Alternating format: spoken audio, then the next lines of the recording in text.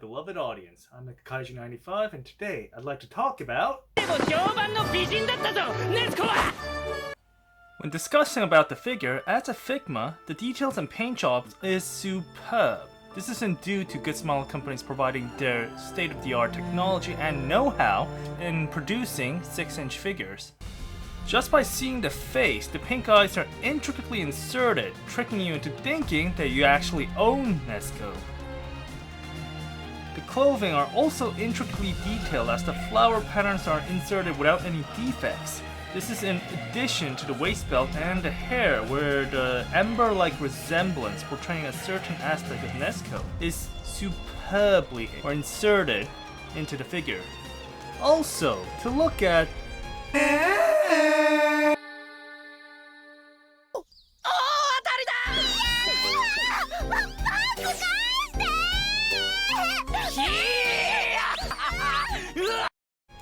And as you can see here, Figma went half-assed on Nezuko's panties. How do I know? What do you see when you see Nezuko's attire? A suit?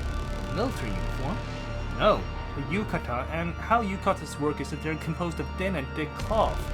Also, people wear several layers depending on the weather, so if it's summer season, people tend to wear less layers. This is supported by the fact that the underwear we perceive nowadays was non-existent in Asia and hasn't become widespread until the mid to late 20th century. I'm saying widespread, not introduced. So, when talking about articulation, longtime fans of my channel will realize by now that there really is no need to explain the articulation on a Figma figure. To summarize, the articulation here is great as expected from a Figma. The head can move a variety of angles, but the long plastic hair does prevent it from having an absolute freedom of movement.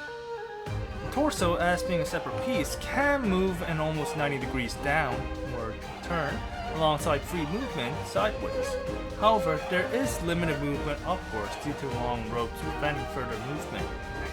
The arms, while good, are limited for a Figma. The arms can move 90 degrees up and a full 360. The elbows can bend a little over 90 degrees, and the hands are capable of a full 360. Lift the skirt and... oh my goodness, that is so ugly. Legs can move a very high degrees, but sticking to Nezuko's kicking powers, and the knees can bend a little over 90 degrees like the elbow. And of course, the feet are capable of a full 360. The feet also have excess movement.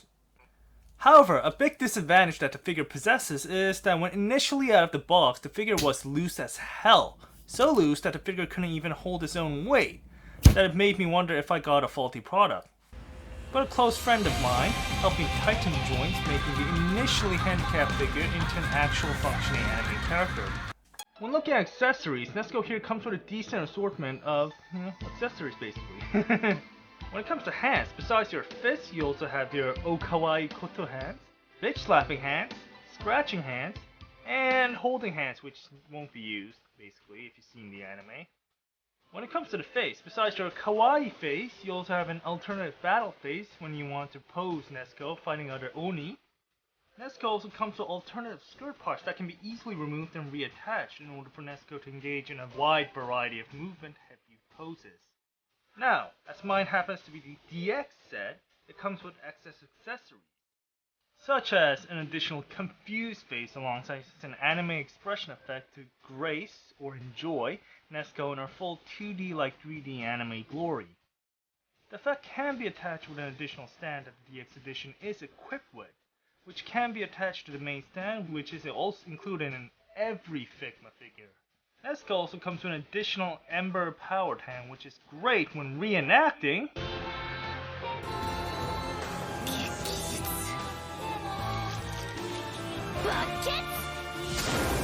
Finally, the DX edition comes with a wooden backpack, which is useful when you want to, let's say, shove tiny Nezuko piece that came in the DX edition for Tanjiro into the box.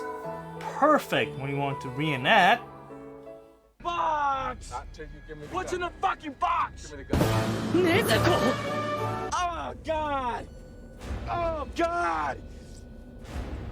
Oh! のはずないだろう。く見てみろこの顔立ちよ。街でも評判の美人だったぞネズコは。 When observing Nezuko, I initially thought that she would be a tiny Figma, but to my surprise, she is a big girl, even outsizing Tanjiro. He must have gotten the short end of the genetic bargain, huh? That envy is my sin. Here's Nezuko next to Gunpla, Monster Arts, Figure Arts, Figma, and her Immoto complex protector, Tanjiro. In conclusion, the Figma's incarnation of Nezuko is a superb figure that comes with great details and an impressive amount of accessories, not to mention the otherworldly articulation.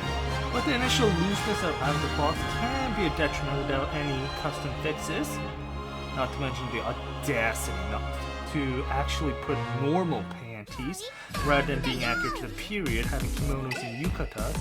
So when it's summer. But besides those defects, if you're a fan of Kimetsu No Yaiba, especially Nezuko, this is a figure worth getting. I'd highly recommend it. This video is brought to you by viewers like you. Thank you. So I don't ask for your help. I beg for it! On what, you might ask? This. And this. Please. I beg you.